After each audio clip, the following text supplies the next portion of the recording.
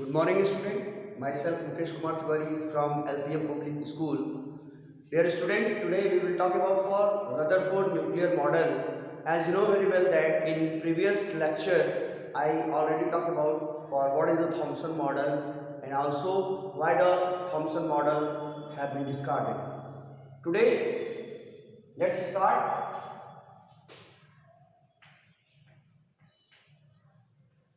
Rutherford nuclear model.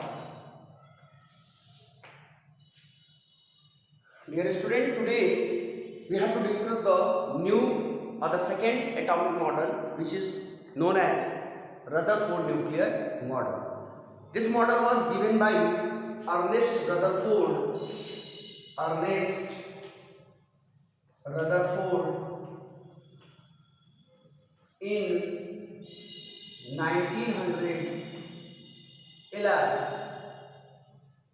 In 1911. Clear?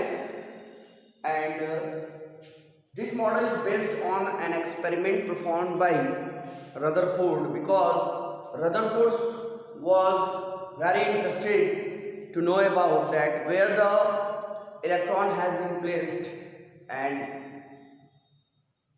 for this he just carried out an experiment, and that experiment is considered as alpha particle scattering experiment. So we have to talk about what is the alpha particle scattering experiment. So let's come on.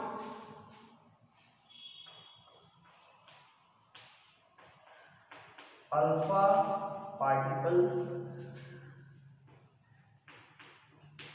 scattering experiment.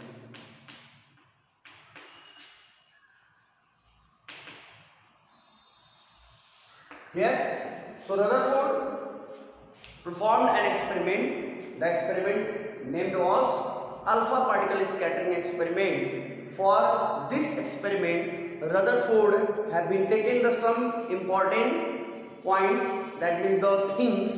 First, a radioactive element. Clear?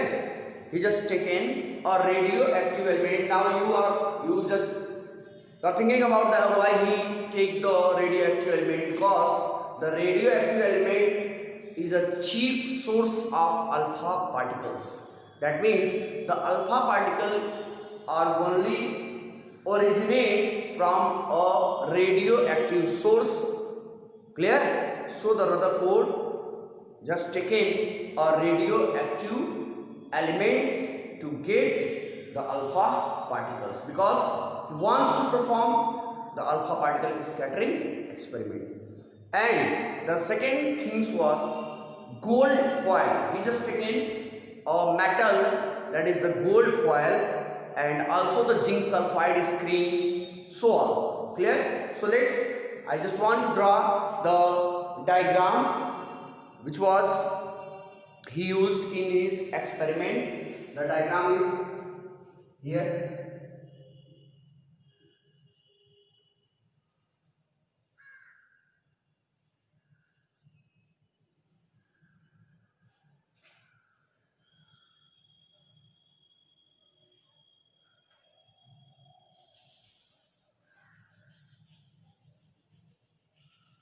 This is a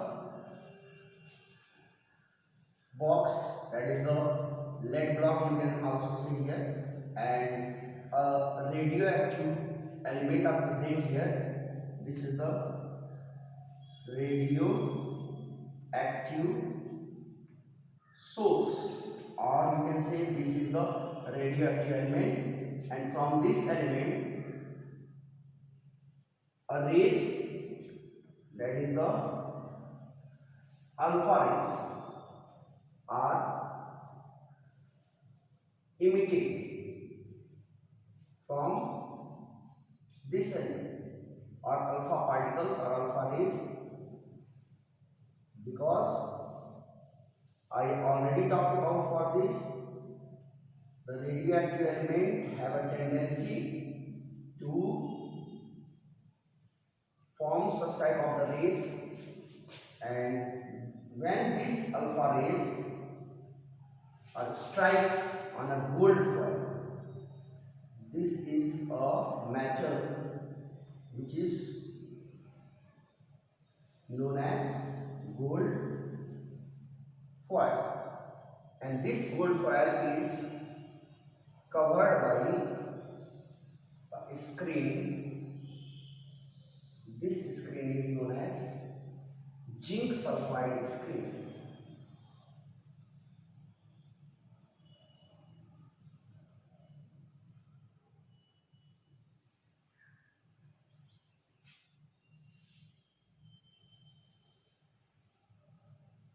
This is the zinc sulfide screen.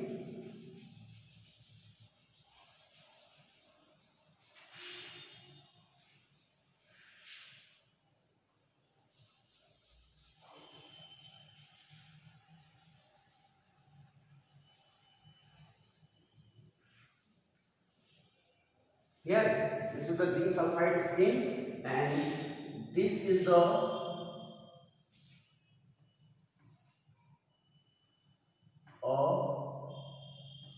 filled sleeve acid. Clear? This is the alpha rays, alpha ray, and this is the gold foil,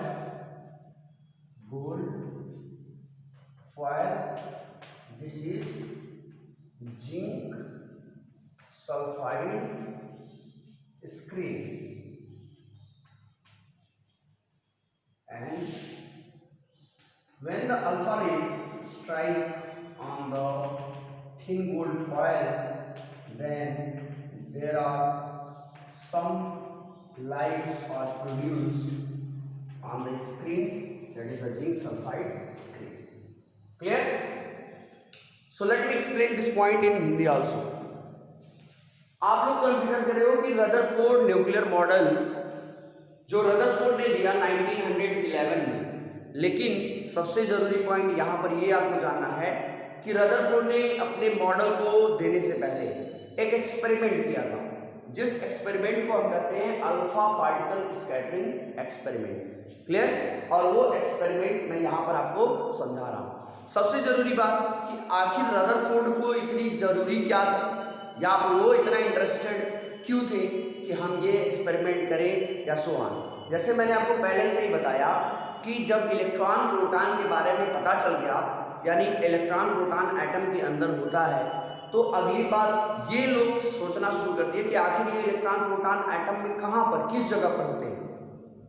तो इससे related Thompson ने अपना model दिया, जो आपने कल देखा भी था, और आज जो है, आज वही चीज अब रदरफोर्ड समझा रहे हैं कि आखिर इलेक्ट्रॉन कहाँ पर होगा, प्रोटॉन कहाँ पर होगा, ये चेक करने की कोशिश कर रहे हैं अब रदरफोर्ड। तो इसको चेक करने के लिए पहले उन्होंने एक मेटल लिया जिसको हम गोल्ड फॉयल कह रहे हैं, और उस गोल्ड फॉयल पे उन्होंने स्ट्राइक कराना शुरू किया अल्फा पार्टिकल्स का। लेकिन आपको पता है कि अल्फा पार्टिकल्स जो है वो रेडियो एक्टिव एलिमेंट से रिलीज होता है, तो इसलिए उन्होंने रेडियो एक्टिव सोर्स लिया, यानी रेडियो एक्टिव एलिमेंट है, और इस रेडियो एक्टिव एलिमेंट से अल्फा रेज यहाँ से निकल रहा है, और जैसे ये अल्फा रेज आकर ये थिन गोल्ड फॉयल से जब स्ट्राइक कर रहा है, तो एक इन्होंने स्क्रीन लगा दिया। स्क्रीन आप देख रहे हो, ये इसको कहा जिंक सल्फाइड स्क्रीन है। अब ये स्क्रीन लगाने का मतलब ये था कि उन्होंने पहले से प्रेडिक्शन कर दिया था कि अगर अल्फा रेज यहाँ से आएगा, यहाँ से, और आकर इस गोल्ड फॉयल पे स्ट्राइक करता है, तो अगर थोड़ा सा भी लाइट प्रोड्यूस होगा तो हमें दिखाई देना शुरू हो जाएगा। यानी zinc sulphide screen is play an important role for the prediction of the generation of a kind of light after striking of the alpha particle on the thin gold foil. यानी जैसे ही थिन गोल्ड फॉयल पर ये alpha particles पड़ता है तो light produce होना शुरू होता है, और वो लाइट जो प्रोड्यूस होता है ये जिंक सल्फाइड स्क्रीन पर बनना शुरू हो जाता है। तुरंत ये हमें इंडिकेट कर रहा है कि यहाँ पर कोई लाइट प्रोड्यूस हो रहा है। ठीक है ना? अब जब ये गोल्ड फॉयल पर उन्होंने देखा कि रेस जैसे ही यहाँ पर आ रहा है तो लाइट प्रोड्यूस हो हो रहा है। तो रदरफोर्ड ने क्या किया, यहां से इस गोल्ड फॉइल को हटा दिया और उसके बाद अल्फा रेज को पास किया। तो जब गोल्ड फॉइल को हटा लिया, जब अल्फा रेज गया तो कोई भाई लाइट प्रोड्यूस नहीं हुआ। तो इसका मतलब ये एक्सपेरिमेंट फिर उन्होंने गोल्ड फॉइल को रख दिया, फिर देखा तो लाइट, यानी कहने का सेंस ये था कि जो थिन गोल्ड फॉइल है उसके अंदर कोई ना कोई ऐसी चीज है, ठीक है ना, और वही जो इसके अंदर ऐसा कोई मटेरियल है जिसकी वजह से ये स्कैटरिंग हो रही है। लाइट जो प्रोड्यूस हो रहा है वो क्यों हो रहा है, क्योंकि अल्फा पार्टिकल्स क्या हो रहे हैं यहाँ पर, स्कैटर्ड हो रहे हैं, ठीक है ना। और अल्फा पार्टिकल्स स्कैटर्ड क्यों हो रहे हैं, इसके पीछे कुछ रीजन था, ठीक है ना। मैं आपको पहले बता दूं कि अल्फा पार्टिकल्स जो होता है वो एक्चुअली हम कहते किसे हैं। आप लोग हीलियम का सिंबल जानते होंगे, हीलियम He, इसका एटॉमिक नंबर होता है 2 और एटॉमिक मास होता है 4, ठीक है। अगर हीलियम में से 2 इलेक्ट्रॉन निकल जाए तो ये चेंज हो जाएगा He2+ में, इसी को हम कहते हैं क्या, अल्फा पार्टिकल्स। अब ये एक्सपेरिमेंट जब रदरफोर्ड ने किया तो जैसे पहले से ही ये बात हो रही है कि एटम के अंदर इलेक्ट्रॉन और प्रोटॉन दो चीजें हैं, इलेक्ट्रॉन है प्रोटॉन, ठीक है ना। तो प्रोटॉन जो है वो हाइड्रोजन है, प्रोटॉन कौन है, हाइड्रोजन है, और अल्फा पार्टिकल कौन है, हीलियम, डबली पॉजिटिवली चार्ज हीलियम है।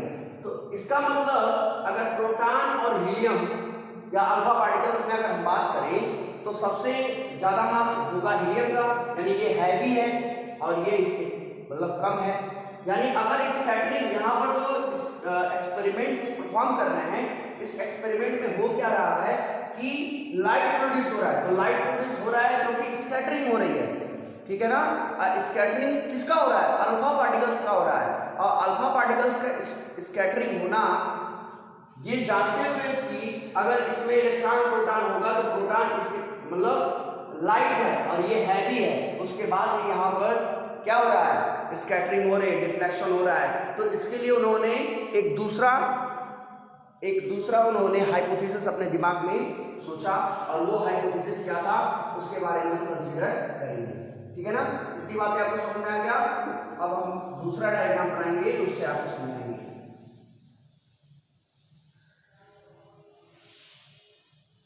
चलिए, जैसे उन्होंने जो मेटल लिया था वो थिन गोल्ड फॉयल था, तो ये कहना था उनका कि थिन गोल्ड फॉयल में गोल्ड के बहुत सारे एटम होंगे। ये सब क्या है, एटम है। आपको पता है एटम स्फेरिकल भी होता है, ये सब गोल्ड के एटम है।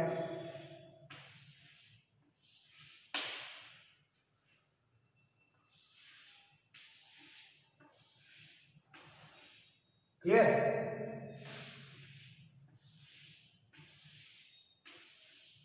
और इसके सेंटर में मैं ऐसे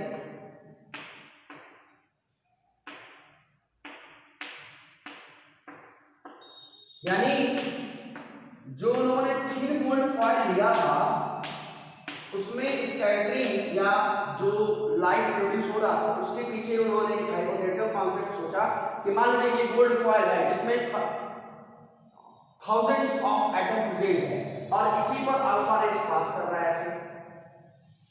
तो कुछ अल्फा रेज जो है वो एकदम सीधे, कोई डिफ्लेक्शन नहीं, एकदम सीधा सीधा निकल रहा है ऐसे, आप देख सकते हो।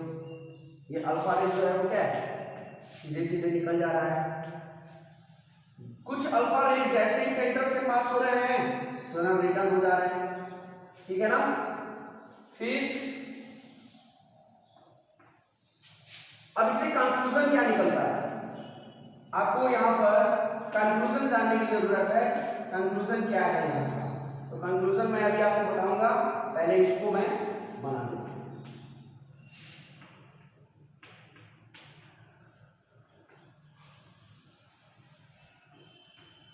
हाँ चलिए, जैसे ये अल्फा पार्टिकल स्कैटरिंग एक्सपेरिमेंट हम लोग कंसीडर कर रहे हैं, और अल्फा पार्टिकल स्कैटरिंग एक्सपेरिमेंट में यही हुआ कि लाइट प्रोड्यूस हुआ। जैसे ही गोल्ड फॉयल से अल्फा पार्टिकल स्ट्राइक किया तो जिंक सल्फाइड स्क्रीन पर लाइट बनना शुरू हो गया। तो उन्होंने कहा क्या कि मान लीजिए इसमें थाउजेंड्स ऑफ एटम है और इसके ऐसे अल्फा रेज मान लीजिए पास हो रहा है, तो अल्फा रेज जो है, बहुत सारी अल्फा रेज जो है वो सीधे निकल जा रही है, यानी बहुत ही कम, मतलब a large number of alpha particles have no any deflection, यानी बहुत सारी अल्फा पार्टिकल्स ऐसी थी जो सीधे निकल जा रही है, उसमें कोई डिफ्लेक्शन नहीं हो रहा था। तो डिफ्लेक्शन न होना इसका मतलब कि एटम में कुछ जगह खाली है, एम्प्टी स्पेस है। अगली बात, जैसे ही अल्फा पार्टिकल सेंटर से पास हो रहा है तो सेंटर से जैसे ही पास होने की कोशिश कर रहा है तुरंत वो रिटर्न हो जा रहा है, यानी दो तरह की डिफ्लेक्शन यहाँ पर कंसीडर। पहले ये सोचा उन्होंने कि अल्फा पार्टिकल्स तो हैवी होगा और अगर एटम में प्रोटॉन है तो प्रोटॉन से हैवी है और हैवी होगा तो डिफ्लेक्शन नहीं होगा। लेकिन यहाँ पर तो दूसरी चीज हो रही है, अल्फा पार्टिकल्स स्कैटरिंग एक्सपेरिमेंट में उन्होंने देखा क्या कि जब अल्फा पार्टिकल्स पास हो रहे हैं एटम से तो वहां पर कुछ जो है अल्फा पार्टिकल्स वो ग्रेटर एंगल में, यानी डिफ्लेक्शन बहुत ज्यादा हो रहा है, कुछ जो है वो स्मॉल एंगल से डिफ्लेक्शन कर रहे हैं, कुछ जो है वो सब सीधे निकल जा रहे हैं। तो इसके लिए एक हम सिंगल एटम का डायग्राम बनाएंगे, ये आपको समझ में आ गया होगा। यहाँ पर आपको ये बात याद रखना है कि कुछ अल्फा पार्टिकल्स एकदम सीधे, जहां सेंटर नहीं पड़ रहा है वहां से सीधे निकल जा रहे हैं, और जैसे ही सेंटर से आ रहा है, सेंटर से जा रहे हैं तभी वो रिटर्न हो जाए, वहां पर ग्रेटर डिफ्लेक्शन हो रहा है। अब मैं इसी फिगर को एक सिंगल एटम बनाकर सिंगल एटम में मैं आपको बताऊंगा। सिंगल एटम में क्या है, चलिए यहां से देखते हैं। सिंगल एटम मैं एक बना रहा हूं,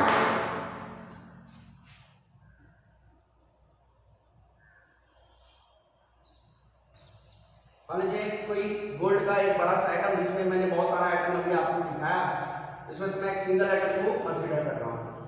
ये अल्फा रे कैसे गया, कोई डिफ्लेक्शन नहीं। ये अल्फा रे कैसे गया, कोई डिफ्लेक्शन नहीं।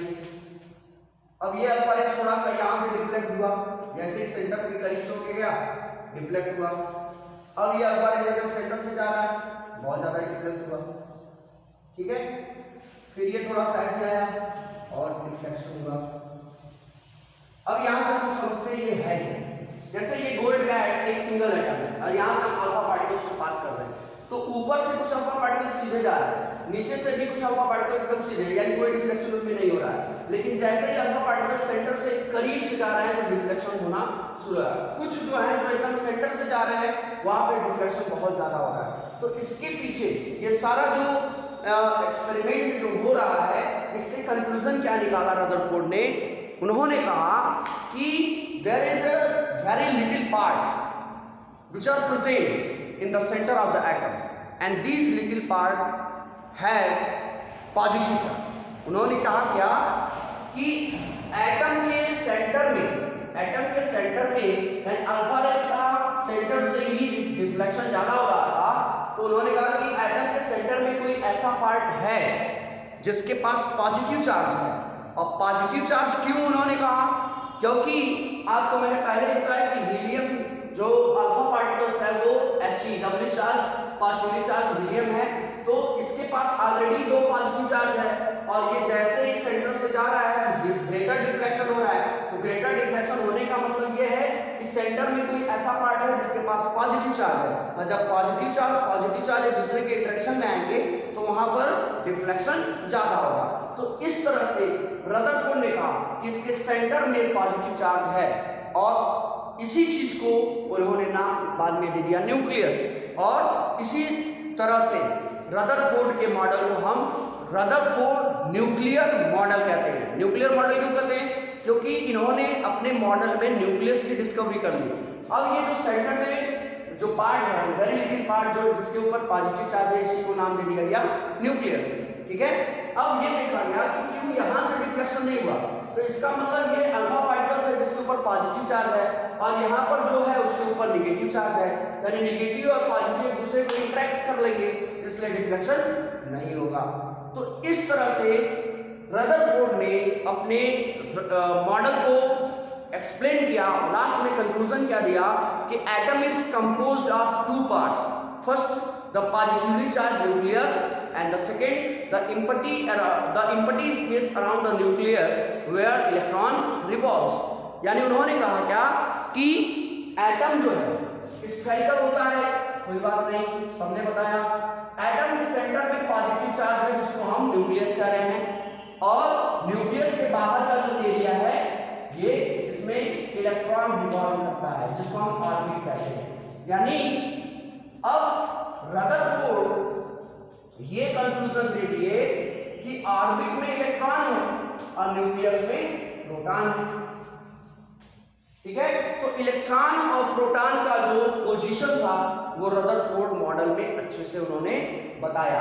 ठीक है ना, ऑर्बिट में इलेक्ट्रॉन हो गया और न्यूक्लियस में प्रोटॉन हो गया। इसके पहले थॉमसन ने क्या कहा था, पॉजिटिव चार्ज पूरे सिस्टम में फैला रहता है, यानी spread over all the atom positive part. तो अगर पॉजिटिव पार्ट पूरे एटम में रहता तो डिफ्लेक्शन केवल सेंटर से नहीं होता, हर जगह से डिफ्लेक्शन होता, लेकिन यहाँ पर डिफ्लेक्शन केवल कहाँ पे हो रहा है, सेंटर से हो रहा था। तो इस तरह से रदरफोर्ड जो थे उन्होंने अपने मॉडल को एक्सप्लेन किया और हम लोग रदरफोर्ड न्यूक्लियर मॉडल को कंसीडर करते हैं। क्लियर? आई थिंक आपको समझ में आया होगा रदरफोर्ड न्यूक्लियर मॉडल क्या है, ये सब क्या है। And tomorrow I will talk about for what is the demerit of Rutherford nuclear model. Clear? समझ में आया सबको? Thank you.